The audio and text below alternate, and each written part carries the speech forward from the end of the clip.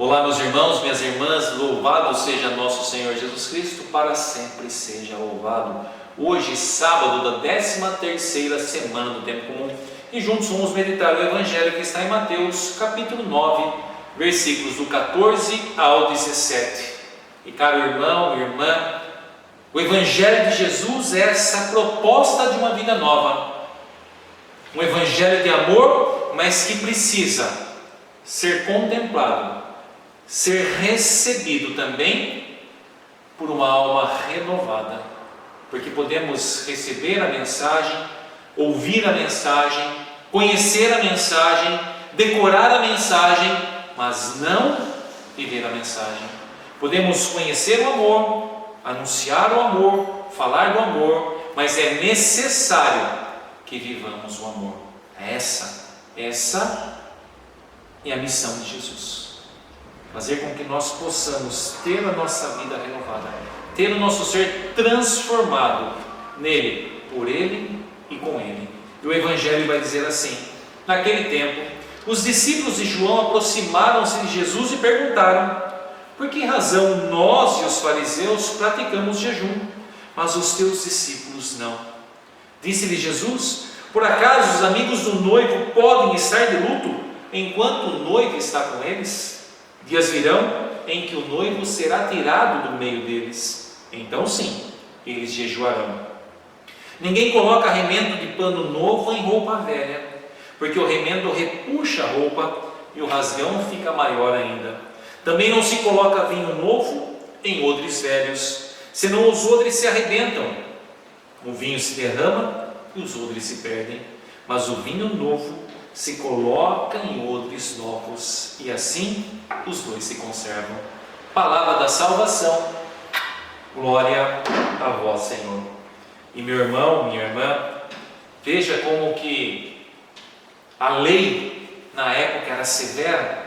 Os discípulos do próprio João Batista, aproximam-se de Jesus e perguntam: nós e os fariseus praticamos jejum, mas os seus discípulos não. Veja como que muitas vezes nós fechados na regra, no legalismo, ou seja, na espiritualidade exterior, não vivemos o amor. Assim como aqueles homens, fechados nas regras, não conseguiam nem ver o próprio amor no meio deles. E Jesus vai dizer: não, enquanto o noivo está aqui, não tem porquê não participar da festa, mas quando o noivo for tirado, sim, daí ficarão tristes, jejuarão. E daí Jesus vem com essa parábola, vinhos novos se colocam em odres novos, porque se coloca o vinho novo em odres velhos, o odre se rebenta, perde o odre e o vinho, mas vinho novo em odres novos. Então nós precisamos, meu irmão, minha irmã, deixar, ouvir a palavra, ruminar a palavra e deixar que essa palavra transforme a nossa vida. Nisso consiste a graça, nisso consiste a verdadeira experiência do Espírito Santo, é ver a nossa vida sendo transformada, vendo aquele velho homem, aquela velha mulher sendo transformada. Veja Pedro, ele também ali, quando Jesus é Pedro, ele vai lá e corta a orelha do soldado. Depois ele vai dizer: Senhor, eu estou pronto para te seguir até a morte, a prisão. Jesus vai dizer: não, Pedro, não vai cantar antes que o galo cante e você me nega. Ou seja, ele ainda estava naquele processo, mas a gente vai vendo ao longo da sua vida essa transformação de Pedro, aquele homem que estava fechado com medo, mas em Pentecostes, quando o Espírito Santo vem, as portas se abrem. Mas que porta é essa? A porta do seu coração, e agora é tomado pelo Espírito Santo esse novo homem. Claro que ainda com sua impetuosidade, isso Jesus não lhe tirou, mas agora na medida, comedido, a ponto de voltar para Roma, sabendo que ali era o fim da sua jornada. Veja, aquele homem foi conhecendo a palavra, e a palavra o foi transformando.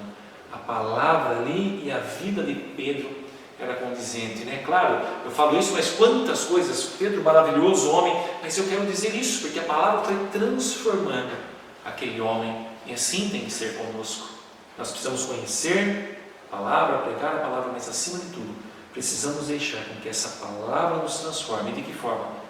Perdoando todos aqueles da nossa história que nos magoaram, que nos ofenderam, nos perdoando, deixando que o Senhor vá nos transformando, né? Que Ele vá acalmando toda essa tempestade que há no nosso coração, na nossa vida, que Ele vá acalmando e que a gente, confiando nele, possamos ser esses novos odres, agora pela graça do Espírito Santo. E que desça sobre todos vós a bênção de Deus Todo-Poderoso, o Pai, o Filho e o Espírito Santo.